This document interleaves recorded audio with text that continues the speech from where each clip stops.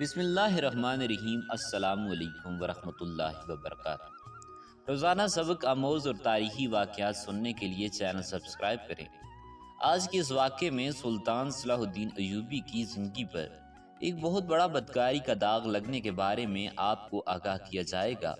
آدھی رات کا وقت ہو چکا تھا۔ سلطان صلاح الدین ایوبی جو کہ مستقبل کا سلطان تھا، اس پر ایک شاریہ نامی لڑکی نے بدکاری کا الزام لگا دیا۔ قاضی ابن ارسون جو کہ سلطان صلاح الدین ایوبی کا استاد بھی تھا، صبح اس مقدمے کو سننے والا تھا۔ یہ الزام ایک عام انسان پر نہیں بلکہ ایک باصلاحیت اور باکردار انسان نجم الدین ایوب کے بیٹے صلاح الدین ایوبی پر ایک لڑکی نے لگایا تھا۔ قاضی ابن ارسون بہت پریشان تھا کہ اگر میرے شاگرد پر لگایا گیا الزام صحیح ثابت ہو گیا تو میری ساری زندگی کی تعلیم اور دی گئی تربیت پر پانی پھر جائے گا۔ قاضی نے وضو کیا اور جائے نماز پر اللہ کے حضور سجدے میں گر گیا اور دعا کرنے لگا کہ اے میرے مالک، تیرے باکردار اور نیک بندے پر مشکل وقت آ پڑا ہے، تو اس کی اپنی غیبی مدد فرما اور اس کی عزت کی حفاظت فرما۔ بے شک تو ہی عزت دینے والا ہے اور تو ہی ذلت دینے والا۔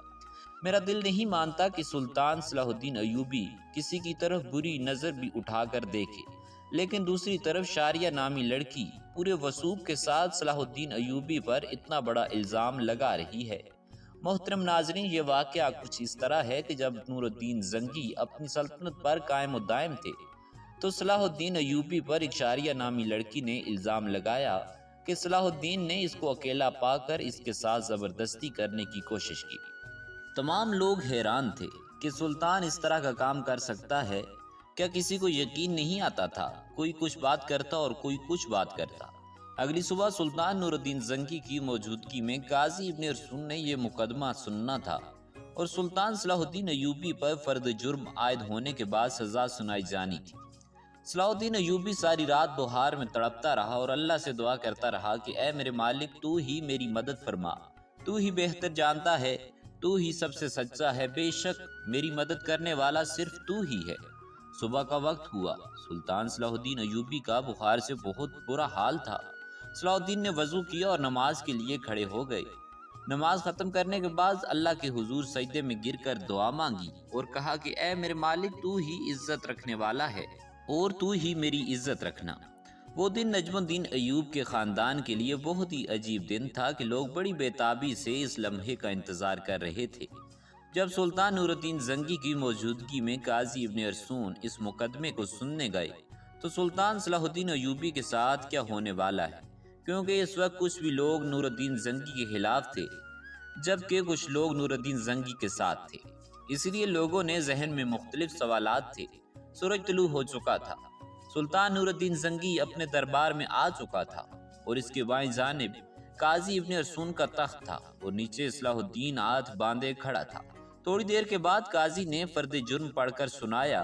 فرد جرم پڑھنے کے بعد قاضی سلطان صلاح الدین ایوبی سے مخاطب ہوا اور کہا کہ تمہیں اپنی صفائی میں بولنے کا پورا حق ہے۔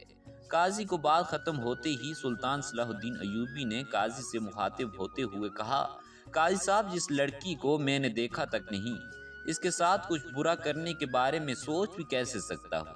یہ سنتے ہی قاضی صاحب نے حکم دیا کہ شاریہ نامی لڑکی کو حاضر کیا جائے۔ جب وہ لڑکی دربار میں حاضر ہوئی تو لوگوں کی حیرت کی انتہا نہ رہی، کیونکہ اس لڑکی کا سارا جسم ڈانپا ہوا تھا اور صرف آنکھیں ہی بڑی مشکل سے دکھائی دے رہی تھی۔ صلاح الدین سمجھ نہیں پا رہا تھا کہ جس لڑکی کو اس نے دیکھا تک نہیں، وہ مجھ پر اتنا گھناؤنا الزام کیسے لگا سکتی ہے۔ مجھ سے آخر ایسی کون سی غلطی سرزد ہوئی جو اس لڑکی نے مجھ پر اتنا بڑا الزام لگا دیا۔ قاضی ارسون شاریہ نامی لڑکی سے مخاطب ہوا اور پوچھا، بتاؤ صلاح الدین ایوبی نے تمہارے ساتھ کیا کیا؟ تو اس لڑکی نے کہا کہ میں اپنا بیان پہلے دے چکی ہوں، مزید ایسی باتیں کر کے میں اپنی عزت کو خوار نہیں کر سکتی۔ بخار بہت زیادہ ہونے کی وجہ سے صلاح الدین کا چہرہ زرد ہو چکا تھا، ہاتھ کانپ رہے تھے، زبان پر بھی لرزہ طاری تھا۔ دیکھ کر مجمع کو یوں لگ رہا تھا کہ صلاح الدین بے قصور نہیں ہے۔ سلطان نور الدین زنگی بڑے غور سے یہ سارا منظر دیکھ رہا تھا۔ پورے دربار میں سناٹا چھایا ہوا تھا۔ لوگ بڑے غور سے صلاح الدین اور اس لڑکی کی باتوں کو سن رہے تھے۔ سلطان صلاح الدین نے اس لڑکی سے کہا کہ کیا تمہیں اپنے رب سے ڈر نہیں لگتا؟ کیا تم ایک بے قصور انسان پر اتنا بڑا الزام لگا رہی ہو؟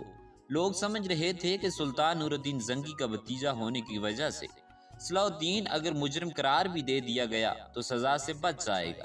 صلاح الدین ایوبی نے قاضی سے کہا، جب ہم کسی مسئلے کا حل نہیں نکال پاتے تو پھر اپنے اللہ کی طرف رجوع کرتے ہیں، اور میں بھی اس لڑکی کو کہتا ہوں کہ اگر یہ اللہ کو حاضر اور ناظر جان کر اللہ کی قسم کھا کر یہ کہہ دے کہ اس کا الزام سچا ہے تو میں بھی وہ گناہ قبول کر لوں گا جو مجھ سے سرزد بھی نہیں ہوا۔ یہ سنتے ہی وہ لڑکی صلاح الدین کو باغور دیکھنے لگی۔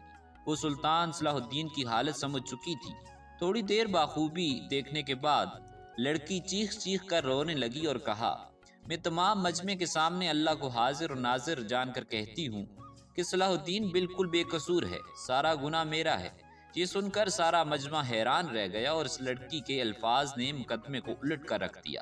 اتنے میں سلطان نور الدین زنگی کی دہشت سے اپنی کرسی پر اٹھا اور اس لڑکی کو کہا، کیا تمہیں پتا ہے یہ الزام تراشی کی تمہیں کتنی بڑی سزا مل سکتی ہے؟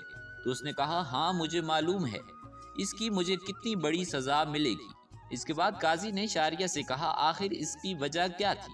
تم نے صلاح الدین پر اتنا گھناؤنا الزام کیوں لگایا؟ لڑکی نے اپنی آنکھیں جھکا لی، لیکن جب نور الدین زنگی نے لڑکی کی طرف دیکھا اور کہا، کیا میرے سلطان، میں جانتی ہوں کہ مجھ سے بہت بڑا گناہ ہو گیا ہے، شاید جس کی تلافی بھی ناممکن ہو، کیونکہ داغ صلاح الدین کے کردار پر لگا، شاید میں چاہتے ہوئے بھی نہ مٹا سکوں۔ سلطان نور الدین زنگی نے پوچھا، بتاؤ تمہیں اس کام کے لیے کس نے مجبور کیا؟ تو شاریہ نامی لڑکی نے امیر ابن مرکوم کی طرف اشارہ کرتے ہوئے کہا، علی جناب، مجھے یہ سب کرنے کے لیے مجبور کیا گیا تھا۔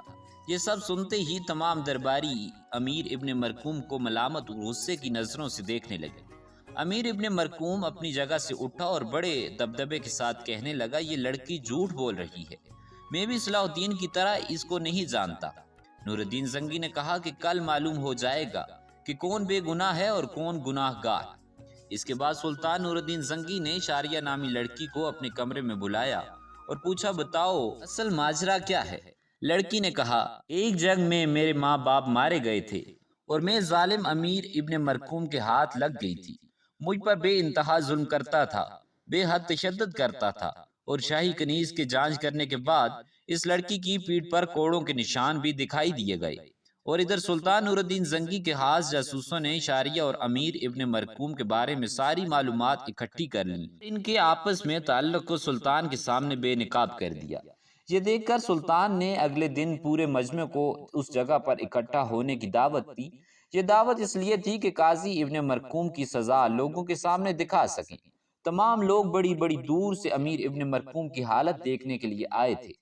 جب اس میدان میں لایا گیا تو سخت زنجیروں میں قاضی ابن مرکوم جکڑا ہوا تھا۔ لوگ اس کو ملامت کی نظروں سے دیکھ رہے تھے۔ شریعت کے مطابق اس سے 70 کوڑے مارے گئے اور اس کے بعد سلطان نور الدین زنگی نے اس کی جائیداد ضبط کر لی اور اسے شاہی عہدہ بھی چھین لیا اور اس کی تمام جائیداد سلطان صلاح الدین ایوبی کو دینے کی دعوت کی۔ لیکن سلطان صلاح الدین ایوبی نے یہ کہتے ہوئے ٹھکرا دیا کہ میں کسی کا مال اپنے حصے میں رکھ کر غاصب نہیں بننا چاہتا۔ اور اسی طرح سلطان صلاح الدین ایوبی کی اللہ تعالیٰ نے غیبی مدد کی اور اس کے باوجود اس پر لگنے والا بدکاری کا داغ دودھ کی طرح دھل گیا۔ بے شک اللہ تعالیٰ اپنے بندوں کی مدد فرماتا ہے۔ تو انسان گناہ، بدکاری، زنا سے بچتا ہے تو اللہ تعالیٰ اس کی مدد فرماتا ہے۔ اور جس کا کھلم کھلا قرآن شریف میں موجود ایک واقعہ ہے، حضرت یوسف علیہ السلام کے حوالے سے ہے کہ جب زلیخا نے حضرت یوسف علیہ السلام پر الزام لگایا، اسے بھڑکایا یا اسے گمراہ کرنے کی کوشش کی، واضح بند ہو گئے۔ باوجود اللہ کی غیبی مدد ملی اور اللہ نے انہیں سرخرو کیا۔ لیکن یہاں شرط صرف انسان کا اپنے رب پر بھروسہ ہے، اپنے ایمان پر پختگی ہونی چاہیے تو اللہ کی غیبی مدد ضرور آتی ہے۔ اللہ تعالیٰ سے دعا ہے کہ اللہ تعالیٰ ہم سب مسلمانوں کے گناہوں کو معاف فرمائے اور ہمیں بے داغ زندگی گزارنے کی ہمت اور توفیق عطا فرمائے۔ اے اللہ پاک، ہم سب سے جو گناہ ہوئے ہیں ان کو معاف فرما اور اپنے گھر حاضر